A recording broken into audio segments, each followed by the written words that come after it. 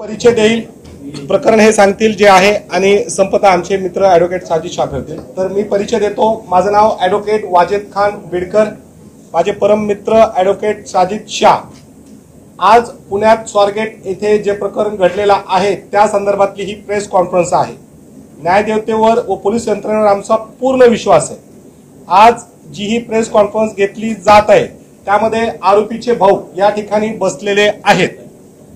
मला असं वाटतं त्यांचा मास्क काढावा अशी विनंती करू नका, त्यांचा मास्क तसाच राहू द्या अशी आमची विनंती आहे। कारण की काय आहे, ही प्रेस कॉन्फरन्स घेण्यापाठीमागची पार्श्वभूमी जी आहे ती संरक्षण आहे। म्हणजे आरोपीने काय केलं नाही केलं ते कोर्ट ठरवेल। आज मला सुद्धा माझे जे मित्र आहेत हे साजिद शाह यांना सुद्धा, म्हणजे तुम्ही जर बघितलं जे रील चालू आहेत, व्हायरल चालू आहेत, आम्हाला स्वतःला पोलीस प्रोटेक्शनची आवश्यकता भासू लागलेली आहे। बॅड कॉमेंट्स, घाण कॉमेंट चालू आहेत। म्हणजे रेप केस वकिलांनी लढायची का नाही लढायची हा प्रश्नचिन्ह निर्माण होण्यासारखा आहे। 5 लोक उठतात, फोन करतात, त्रास देत आहेत।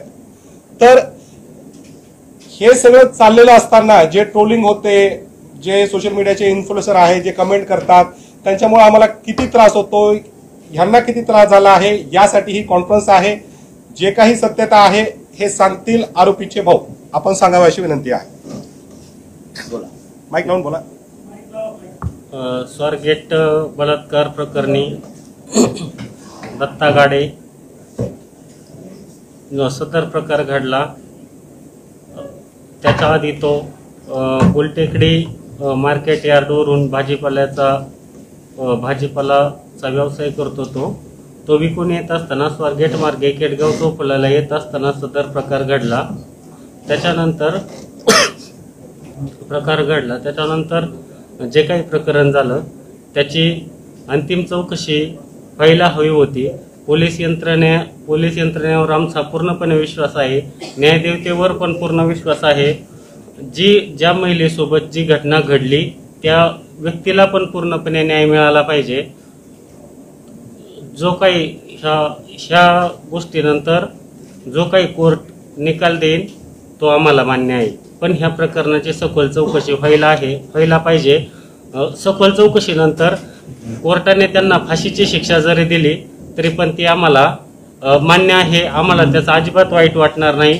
पण ह्या घटनेची सखोल चौकशी व्हावी, ही घटना खरंच सत्य आहे की नाही।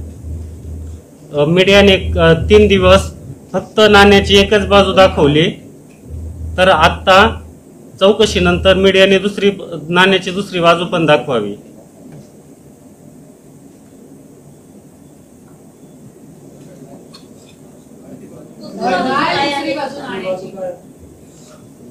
जो काही व्यवस्थित तपास करून जे काही सत्य बाजू आहे ती समोर यावी। तपासावा अशी त्यांची मागणी आहे। म्हणजे आज जे काही लोक सोशल मीडियावर मीडिया ट्रायल चालवत आहेत काही लोक, आणि असं म्हणणार नाही पण बरेच पत्रकारांनी मदत केली, चांगली बाजू सुद्धा आणलेली आहे। तर त्यांचं तेच म्हणणे, आज ते इथे जे बसलेले आहेत त्यांचं असं म्हणणं आहे की लोकांनी आपली मतं न मांडता हे सगळं न्याय यंत्रणेवर, न्यायदेवतेवर सोडून द्यावं, पोलीस यंत्रणेवर सोडून द्यावं असं यांचं म्हणणं आहे।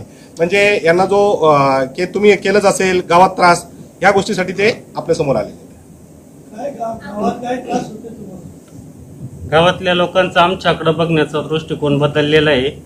आमच्याजवळ आमच्याशी संपर्क ठेवण्याची गावातल्या लोकांची अजिबात इच्छा नाहीये।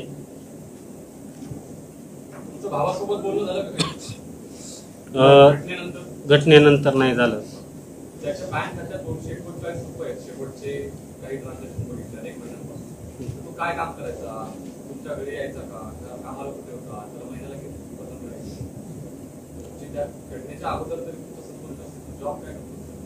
तो भाजीपाल्याचा व्यवसाय करायचा।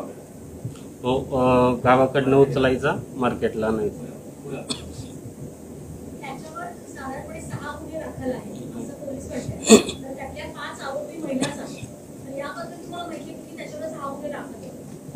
त्याच्या 6 गुन्ह्यांपैकी एका गुन्ह्यात तो निर्दोष मुक्तता आहे त्याची। हो, माहिती आहे।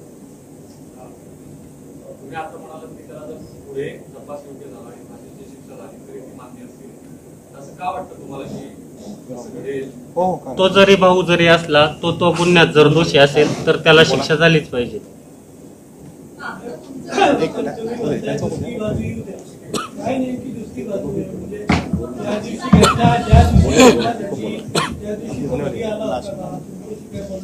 हो, तो घरी आला होता, पण आमचं काही बोलणं झालेलं नाही.